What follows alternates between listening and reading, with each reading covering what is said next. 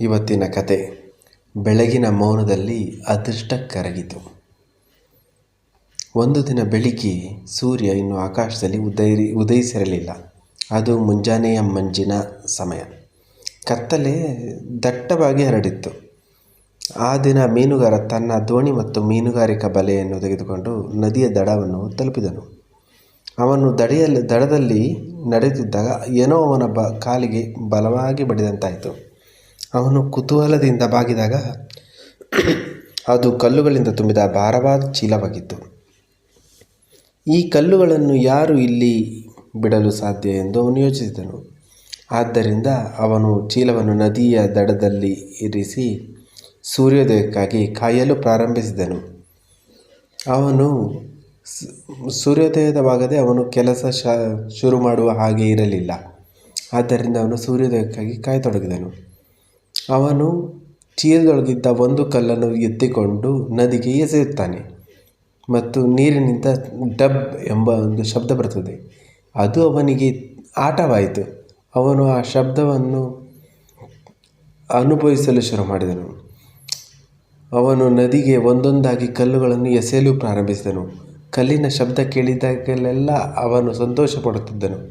ಕ್ರಮೇಣ ಸೂರ್ಯ ಸಂಪೂರ್ಣವಾಗಿ ಹೊರಗಡೆ ಬಂದನು ಮತ್ತು ಬೆಳಗಿನ ಪ್ರಕಾಶಮಾನವಾದ ಬೆಳಕು ಎಲ್ಲೆಡೆ ಹರಡಿತು.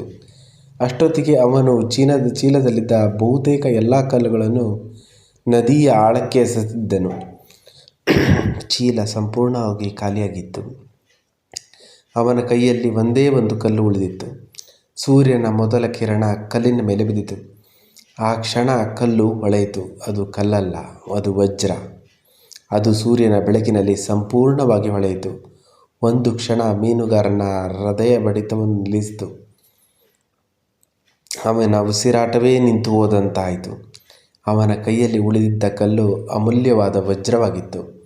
ನಂತರ ಅವನು ಅರಿತುಕೊಂಡನು. ಕತ್ತಲೆಯಲ್ಲಿ ನದಿಗೆ ಎಸೆದ ಎಲ್ಲ ವಸ್ತುಗಳು ಅವು ಕೆಲವು ನಿಷ್ಪ್ರಯೋಜಕ ಕಲ್ಲುಗಳೆಂದು ಭಾವಿಸಿ ವಜ್ರಗಳು ಮತ್ತು ನೀಲಮಣಿಗಳಾಗಿದ್ದವು.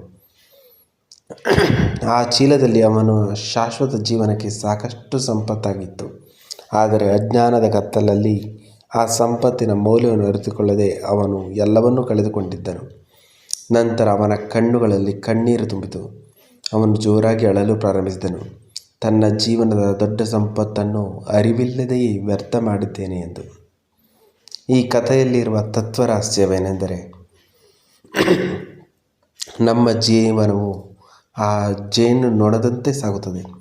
ಜೀವನದಲ್ಲಿ ಎಷ್ಟು ರಹಸ್ಯಗಳು, ಸಂತೋಷಗಳು, ದೈವಿಕ ಅನುಭವಗಳು ಮತ್ತು ವಿಮೋಚನೆಯ ಮಾರ್ಗಗಳು ಅಡಗಿವೆ ಎಂದು ನಮಗೆ ತಿಳಿದಿರುವುದಿಲ್ಲ.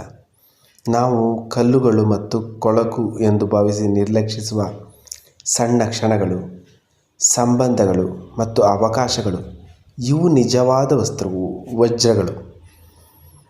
ಆದರೆ ನಾವು ಕತ್ತಲೆಯಲ್ಲೇ ಇರುತ್ತೇವೆ, ಅಂದರೆ ಅಜ್ಞಾನದಲ್ಲೇ ನಾವಿರ್ತೇವೆ. ಅವುಗಳ ಮೌಲ್ಯವನ್ನು ನಾವು ಎಂದೂ ಅರಿತುಕೊಳ್ಳುವುದಿಲ್ಲ. ಜೀವನದ ಕೊನೆಯಲ್ಲಿ ಸೂರ್ಯ ಮುಳುಗಿದಾಗ ನಾವು ಸತ್ಯವನ್ನು ಅರಿತುಕೊಂಡಾಗ ನಮ್ಮ ಕೈಯಲ್ಲಿ ಕೊನೆಯ ತುಣುಕು ಮಾತ್ರ ಉಳಿಯುತ್ತದೆ.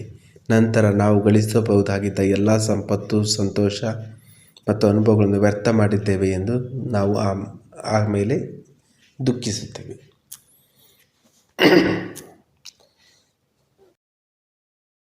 Please do subscribe my YouTube channel.